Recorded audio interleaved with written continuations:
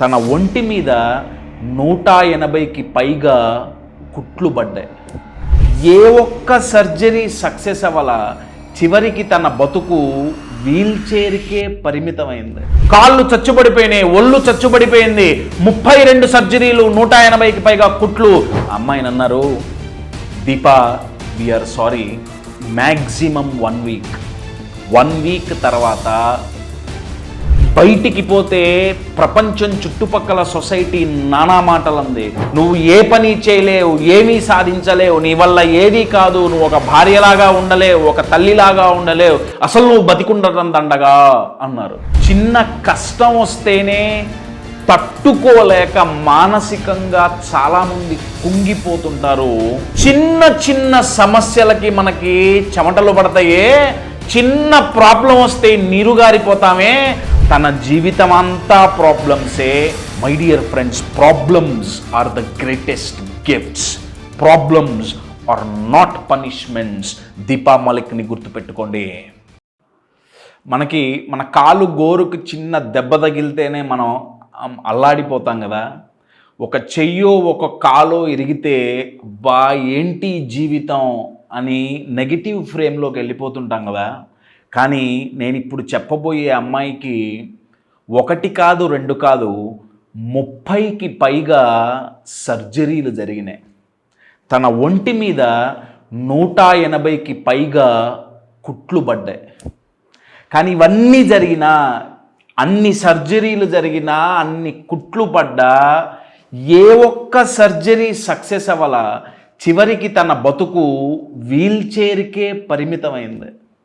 కానీ అదే వీల్ చైర్లో కూర్చొని తను 40కి పైగా national and international awards, rewards, recognitions సంపాదించింది.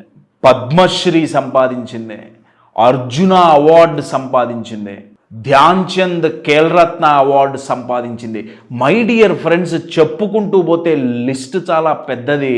ఇంటర్నేషనల్ ప్లాట్ఫామ్ పైన భారతదేశాన్ని రిప్రజెంట్ చేసింది. ఎలా? వీల్ చైర్లో కూర్చొనే. చిన్న కష్టం వస్తేనే తట్టుకోలేక మానసికంగా చాలామంది కుంగిపోతుంటారు. 1 రోజు 2 రోజులో ప్రాబ్లమ్స్ వస్తే ఇక అయిపోయింది జీవితం అని అనుకుంటారు. కానీ తన జీవితం అంతా ప్రాబ్లమ్సే. రోజు దినదిన గండం నూరేళ్ళ ఆయుషే. అటువంటి పరిస్థితుల్లో కూడా తను ఒక ఛాంపియన్ అయి భారతదేశ కీర్తిని ప్రపంచమంతా చాటి చెప్పింది. ఇంతకీ ఆమె ఎవరు? ఏం చేసింది?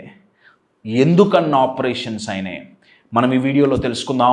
జస్ట్ అదే తెలుసుకోవటం కాదు, మనం పెట్టుకున్న గోల్స్ రీచ్ అవ్వటానికి ఎన్ని ఆటంకాలు వచ్చినా, ఎన్ని కష్టాలు వచ్చినా, ఎన్ని ప్రాబ్లమ్స్ వచ్చినా సరే ఆగకుండా మన గోల్స్ ఎలా రీచ్ అవ్వాలి, అచీవ్ చెయ్యాలి, మనం అనుకున్నది ఎలా సాధించాలి అనేది కూడా తన జర్నీ నుంచే, తన స్టోరీ నుంచే మనం నేర్చుకోవచ్చు. Ladies and gentlemen, namaste everyone. నేను మీ MVN కశ్యప్. కంటెంట్లోకి వెళ్ళే ముందు upcoming programs. Stress management September 22వ తారీఖు ఉంది. అక్టోబర్ 20వ తారీఖు ఇమోషనల్ మాస్టరీ ఉంది. November 9th and 10th 2 days program success psychology ఉంది. దాని గురించి ఇంకా డీటెయిల్స్ కావాలి అనుకుంటే you can contact the number on the screen. యూజువల్గా ఎవరో ఒకళ్ళు ఏదో ఒక దానికి డీమోటివేట్ అవుతుంటాం కదా. మిమ్మల్ని డీమోటివేట్ చేసేదేంటి? మీరు మీ కామెంట్ బాక్స్లో పెట్టండి. ఈ అమ్మాయి ఎవరు? తనని నేను 2019లో నేను ఒక కాన్ఫరెన్స్లో తనని కలిశాను. తను చిన్నప్పుడు తనకి 3-4 ఏళ్ల వయసులో స్పైనల్ కార్డ్లో, వెన్నెముకలో ఒక చిన్న ట్యూమర్ వచ్చిందండి. ఒక గడ్డలేస్తే డాక్టర్స్ పరీక్షించి ఆపరేషన్ చేశారు. ఒక వారం రోజులో 10 రోజులో హాస్పిటల్లో తను ఉన్నది. తర్వాత ఇంటికి వచ్చేసింది, అంతా నార్మల్, ట్యూమర్ పోయింది, స్కూల్కి వెళ్ళింది, చదువుకున్నది, కాలేజ్, గ్రాడ్యుయేషన్ అన్నీ అయినాయి, ఉద్యోగం, పెళ్ళి, 2 పిల్లలు, 2 ఆడపిల్లలు, జీవితం చాలా బ్రహ్మాండంగా, సాఫీగా, హ్యాపీగా, పీస్ఫుల్గా సాగిపోతుంది. తన భర్త ఇండియన్ ఆర్మీలో సోల్జర్గా పనిచేస్తుండేవాళ్ళు. జీవితం బ్రహ్మాండంగా ఉంది. అయితే నేను ఎప్పుడూ అంటుంటా కదా, వేర్లు లేని వృక్షం, సమస్యలు లేని జీవితం ఉండదు. ఏదో ఒకరోజు సమస్య, ప్రాబ్లం కాలింగ్ బెల్ కొడుతుంది. తన జీవితంలో సమస్య యొక్క కాలింగ్ బెల్ 1999లో కొట్టిందండి. 1999లో ఇండియా పాకిస్తాన్ మధ్య యుద్ధం జరుగుతుంటే తన భర్త యుద్ధం చేయటానికి కార్గిల్ వెళ్ళారు. అయితే తన భర్తకు తెలీదు, తనకి తెలీదు. ఏం తెలీదయ్యా అంటే, తను జీవితాంతం తనతో తాను యుద్ధం చెయ్యబోతుంది, ఈ సొసైటీతో యుద్ధం చెయ్యబోతుంది అని ఎవ్వరికీ తెలీదు. ఏమైందంటే, ఒకరోజు రాత్రి చిన్నప్పుడు వచ్చిన ట్యూమర్, స్పైనల్ కార్డ్లో ట్యూమర్ వచ్చింది కదా, అది మళ్ళీ తిరిగి వచ్చిందండి. మళ్ళీ రీఅపైర్ అయింది. తను అనుకుంది చిన్నప్పుడు ఆపరేషన్ జరిగింది, ఒక వారం 10 రోజులు హాస్పిటల్లో ఉంటే సరిపోతుంది, బెడ్ రెస్ట్ తీసుకుంటే సరిపోతుంది, అంత కంగారు పడాల్సిన అవసరం ఏముంది అనుకుంది. కానీ ఈసారి 1 కాదు, 2 కాదు, 3 కాదు, దగ్గర 30కి పైగా ఆపరేషన్లు చేశారు. ఫస్ట్ ఆపరేషన్ ఫెయిల్ అయింది, సెకండ్ ఆపరేషన్ ఫెయిల్ అయింది, థర్డ్ ఆపరేషన్ ఫెయిల్ అయింది. అలా 32 ఆపరేషన్లు జరిగినాయి. 180కి పైగా కుట్లు పడ్డాయి. బాడీ ఎంత అలసిపోయి ఉంటుందండి, మనసు ఎంత అలసిపోయి ఉంటుంది, ఎంత పెయిన్ఫుల్ ప్రాసెస్ అండి. ఒకసారి ఆలోచించండి. ఇంత జరిగిన 32వ ఆపరేషన్ అయిన తర్వాత తను అనుకుంది, అమ్మయ్యా ఇప్పటికైనా అయిపోయి ఉంటుంది, స్పైనల్ కార్డ్లో ట్యూమర్ నయమై ఉంటుంది. డాక్టర్ వచ్చి చావు కబురు చల్లగా చెప్పాడు. డాక్టర్ వచ్చి అన్నారు, ఆ అమ్మాయి పేరు దీప. ఆ అమ్మాయిని అన్నారు, దీప వీఆర్ సారీ, మ్యాక్సిమం 1 వీక్ తర్వాత ఇక నువ్వు నడవలేవు. ఎందుకంటే నీకు ఏ ఆపరేషను సక్సెస్ అవ్వలేదు, స్పైనల్ కార్డ్ సర్జరీ కాబట్టి అది సక్సెస్ అవ్వలేదు, కాబట్టి చెస్ట్ బిలో పెరాలిసిస్ వచ్చింది, నువ్వు ఇక నడవలేవు. అంటే ఆ చెస్ట్ కింద తన బాడీ ఏం పనిచేయదు. ఒకసారి ఆలోచించండి, ఉన్నట్టుండి జీవితం తలకిందులైందంటాం కదా, ఉన్నట్టుండి తనిగ జీవితంలో నడవలేదు అని తెలిస్తే తన మైండ్ కుంగిపోదా, మానసికంగా భయపడదా, క్షోభపడదా? ఒకసారి ఆలోచించండి. ఎంత ట్రామా తను అనుభవించి ఉండాలి. తన ఇంటికి వచ్చింది, వీల్ చైరే గతి. దీన్ని డైజెస్ట్, ఇంకా పూర్తిగా ఈ ఫ్యాక్ట్ డైజెస్ట్ చేసుకోవాలా. తన భర్త కార్గిల్లో శత్రు సైన్యాన్ని చంపేసి భారతదేశాన్ని గెలిపించి ఎంతో గర్వంగా ఇంటికి వచ్చారు, యుద్ధం గెలిచి. కానీ ఇంటికి వచ్చి చూస్తే తన భార్య వీల్ చైర్లో కూర్చుంది. ఏం చేయాలో అర్థం కాల. కొన్ని నెలలు గడిచినాయి. ఇద్దరు అమ్మాయిలు తనకి. బయటికి పోతే ప్రపంచం, చుట్టుపక్కల సొసైటీ నానా మాటలంది, నువ్వు దేనికి పనికిరావుంది, నువ్వు కనీసం ఒక అమ్మలాగా కూడా నువ్వు ఉండలేవని చెప్పింది, నువ్వు ఏ పని చేయలేవు, ఏమీ సాధించలేవు, నీ వల్ల ఏదీ కాదు, నువ్వు ఒక భార్యలాగా ఉండలేవు, ఒక తల్లిలాగా ఉండలేవు, అసలు నువ్వు బతికుండటం దండగా అన్నారు. తనన్నది, నాకు శ్వాస ఆడినంత కాలం నేను బతికే ఉంటా, పోరాడుతూనే ఉంటా.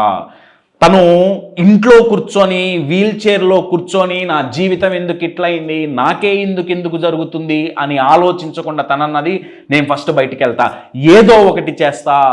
ఆ కండిషన్లో అండి తను స్విమ్మింగ్ నేర్చుకుంది.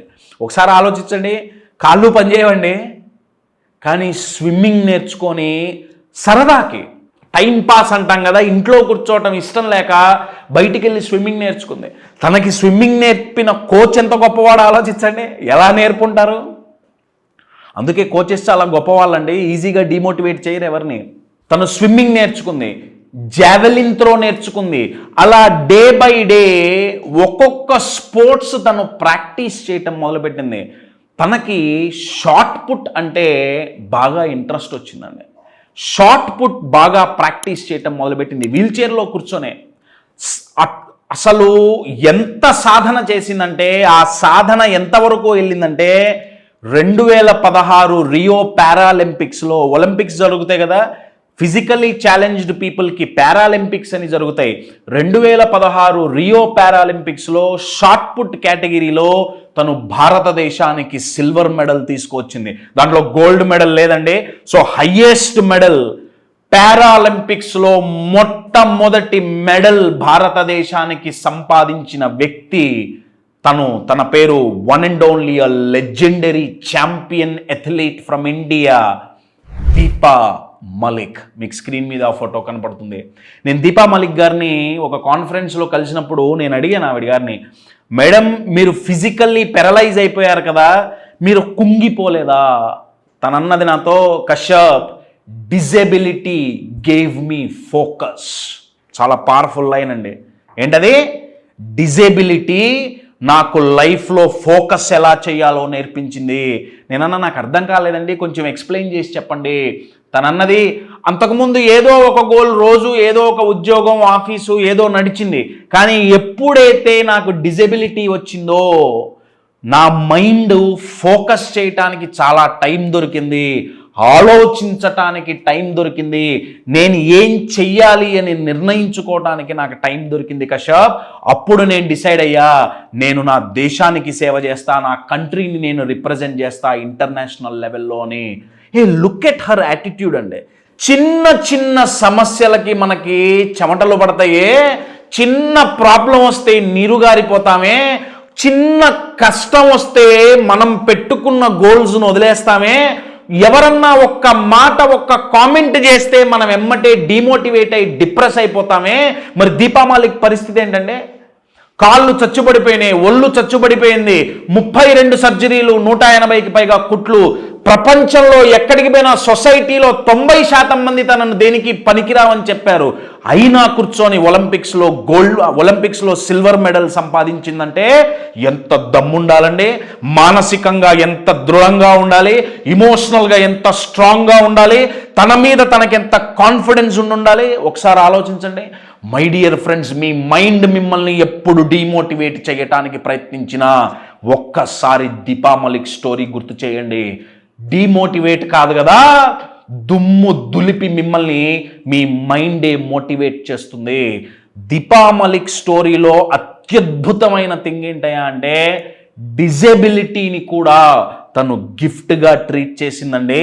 తన లైఫ్లోనే అతిపెద్ద ప్రాబ్లం, అతిపెద్ద ఛాలెంజ్, దానిని కూడా తను గిఫ్ట్గా తీసుకుందే తప్ప ఒక పనిష్మెంట్గా భావించలేదు.